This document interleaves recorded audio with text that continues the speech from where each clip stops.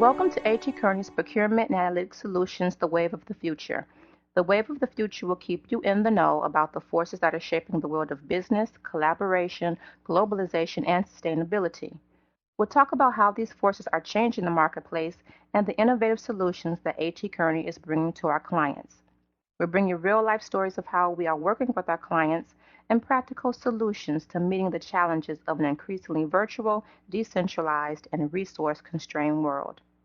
Sharing knowledge is powerful. From Chicago, Illinois, I'm Stacey Rhodes, and I'm here today with my guest, Dr. Stephen Dyer. Today, we are going to talk about outcome-driven innovation by voice of the customer management framework.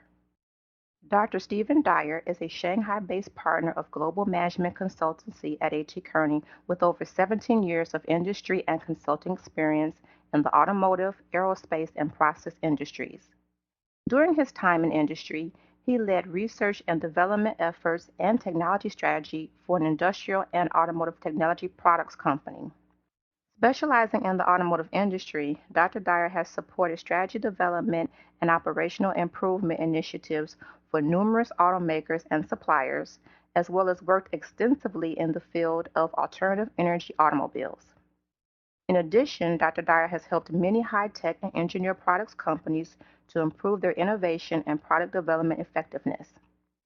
After several years working from A.T. Kearney's Detroit office, Dr. Dyer transferred to Shanghai in 2005 to support A.T. Kearney's growing consulting practice in China. In China, he serves both Chinese and multinational clients to develop products and strategies, transform their organizations, and perform merger and acquisition due diligence. A U.S. citizen, Dr. Dyer speaks Mandarin Chinese fluently. He received his B.S. from Brigham Young University, his M.S. and Ph.D. from University of Michigan with degrees in mechanical engineering, and an MBA from the University of Michigan's Ross School of Business. Welcome, Dr. Dyer. Thank you for joining me today. Thank you, Stacey. It's a pleasure to be here with you. Well, let's start by sharing with the audience, why is the voice of the customer important for new product development or product enhancements? Well, sure, Stacey. Thanks for asking. I guess we might first ask, why is new product development itself is important? And then secondly, how capturing the voice of the customer fits into the whole process. So for the first question, regardless of how much we talk about a firm's strategy or its operational efficiency, at the root of all sustainable business success, without exception as far as I'm concerned, is offering a product or a service that customers find irresistible. So this means developing a product that's more valuable to the customer than the money they're willing to pay for it, and more value than a competitor's product. So companies who can offer such irresistible value propositions have a huge head start over the competition. Now, having a great product or service may not be sufficient for long-term success, as shown by the many great innovations that fail in the marketplace, but it certainly appears to be necessary for long-term success. So the first two questions I typically ask when evaluating a new business plan are, who are the target customers, and why would they pay good money to you and not to your competitors for your product or service? So, of course, irresistible product offerings don't just grow on trees. They have to be developed through creativity and painstaking work. So this is why new product development is so critical for business success. And just note that when I say product development, I also include service development in the same category. So after you've decided who your target customers are, and before you can design a product for them, you've got to find out what those customers really want. If you're designing a product for yourself, then of course you could rely on your own instincts and experience as a customer. Steve Jobs, the founder of Apple, was famous for saying that he didn't believe in focus groups or customer surveys because customers didn't really know what they want until they see it. Why I think he was able to succeed with that attitude is because the target customer for whom he was developing products was actually himself. So if you are really your own target customer, you can probably get by without talking to anyone else like Steve Jobs. But for the 90% of businesses that develop products for people other than themselves, it can be dangerous to assume you know what the customer wants. And that's where capturing the voice of the customer comes in. So, would you share what are some of the traditional ways the voice of the customer has been captured? Well, the voice of the customer is traditionally captured both actively and passively using a variety of qualitative and quantitative methods. So, the simplest passive approach is to just wait for customers to come to you and tell you what they want or what they don't like about your existing products. For business to business products or services, much of this passively gathered information comes as unsolicited feedback, either directly from the customer or from sales or after sales service staff. Companies also gather voice of the customer proactively through planned studies. So they use qualitative methods like in-depth customer interviews or focus group discussions, and quantitative methods like closed questions customer surveys, which are used to develop a statistically significant fact base on customer needs. Some of the more advanced voice of the customer capturing methods involve observing customers actually using the product or service in their own environment. And this is known as ethnographic observation, and it can be very useful for identifying problems or needs the customer may have but may not realize. It sounds like these methods are fairly mature. What problems are typical when trying to capture the voice of the customer? The information that companies usually capture through traditional voice of the customer methods often includes a wide variety of types of needs. And this can be inconsistent, and it can make it difficult to understand the true meaning of what the customers are telling you, and also difficult to compare and prioritize the importance of the different needs. And lastly, it can be very difficult to translate these into engineering specifications or requirements, which is really the technical language that the product development staff uses in their work. For example, I often see survey results that claim to show the relative importance of so-called needs, such as comfort or reliability or safety. But how exactly do customers define comfort? It could mean very different things to different people. So even if we were to understand what each meant to each customer, what do we do with information that safety is 50% more important than reliability? How does that affect how much we should invest to deliver on each of these needs versus the others? Then, when we try to compare these abstract needs with information about what benefits customers want, for example, higher return on investment, a more enjoyable trip, this information is also helpful as a directional guide, but it doesn't provide specific insights about which factors contribute to achieving each benefit. So, other typical customer needs gathered are specific technical solutions requested by customers who usually are very familiar with the technical options. So, you might hear customers say they want an Intel Core i5 CPU M560 running at 2.67 gigahertz. Okay, not a typical request from an uninformed customer, but you may hear this. And this may be one customer's needs, but how many customers also want this same solution? And why do they want this solution? How do we make trade-offs between meeting this request and meeting the high-level need of, let's say, reliability? So it's as difficult as trying to compare apples and oranges. What do we do when technology changes rapidly and this processor running at 2.67 gigahertz is no longer applicable? We have to have very frequent updates with little chance of differentiating from our competitors because they can just follow us by offering the same specifications. So one final type of voice of the customer feedback is problems associated with products. For example, the product is too loud, the on-off switch breaks easily. Again, this is very helpful information, but in what context was the customer using the product? And how important is solving the problem? Is it just a nuisance they can live with, or does it mean they won't choose our product the next time? So the overall problem with using all these types of information is that they lack a common descriptive framework that can be compared with other needs and easily understood by both the product user and the engineers who design the products. So let's talk about what is customer outcome driven innovation and what are some key advantages to using its methods versus the traditional methods of gathering customer needs. The outcome-driven voice of the customer method is based on the framework of customer jobs to be done and the desired outcomes for these jobs, as was proposed by Clayton Christensen in his work on innovation and Anthony Olwick in his book, What Customers Want. So the method is based on the assumption that customers hire a product or service to help them accomplish a specific job task. For example, that job may be to safely carry them and their belongings from point A to point B. The job to be done might be to keep their face clean and free from facial hair. We'd associate these jobs with a bus and a razor. So, with each job to be done comes a corresponding desired outcome for that job. The desired outcome is the customer's ideal for a job well done by a product. It's a way of defining and measuring how well the product performs and whether the targeted job was successfully accomplished. So, a desired outcome might be to minimize the jerking motion of me and my belongings while riding on a bus. It might be to minimize the time it takes to make a bank transaction. In the framework, jobs to be done and desired outcome statements use very particular and consistent grammatical structure. This allows them to be unambiguously understood and easily compared and readily translated into technical specifications while still maintaining layperson's language.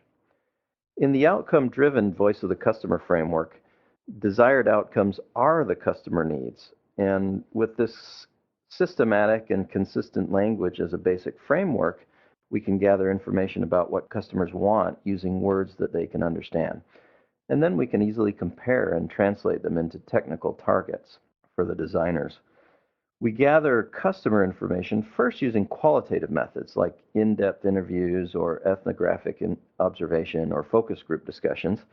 And during these interactions, we can confirm the desired outcome statements directly with the customers themselves in real time.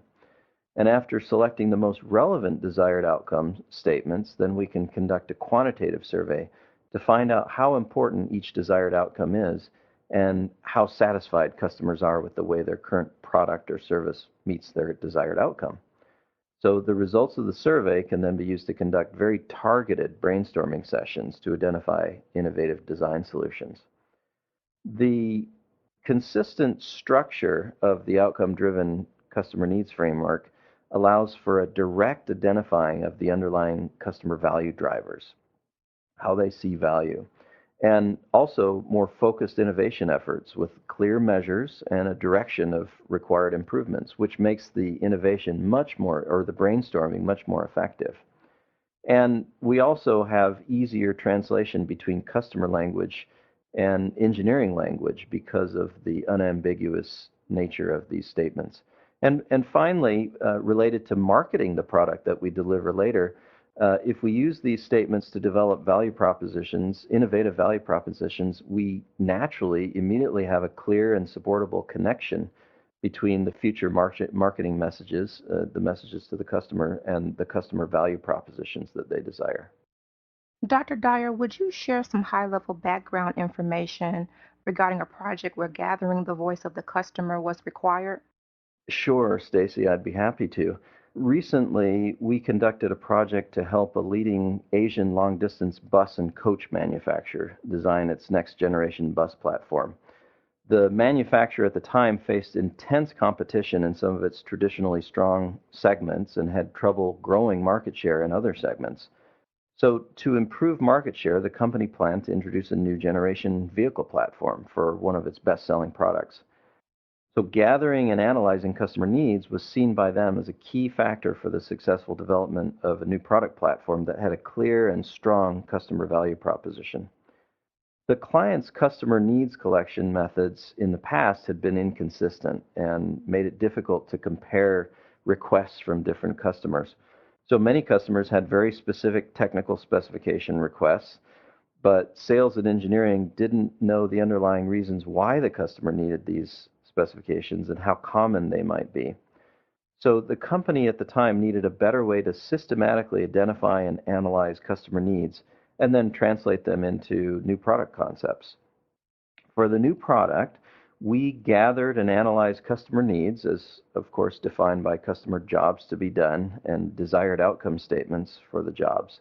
And then we prioritized the product innovation opportunities based on analysis of both the importance and the degree of satisfaction related to customer desired outcomes. And then we help the client translate the important and unsatisfied customer desired outcomes into engineering and functional specifications. So the end result was to develop a new product platform concept that delivered a much improved competitive value proposition. What were some of the project's challenges and how did you manage them? Well, one challenge we had that perhaps is common to many business to business products is to first define who our customer actually was. Was it the bus owner? Was it the purchasing director? Was it the driver of the bus or the staff that worked on board the bus during long trips? Was it maintenance technicians or was it the passengers themselves? And so for each target segment for the product, we selected 1 to 3 customers who were most impacted by the purchase decision and then focused primarily on understanding and satisfying their needs.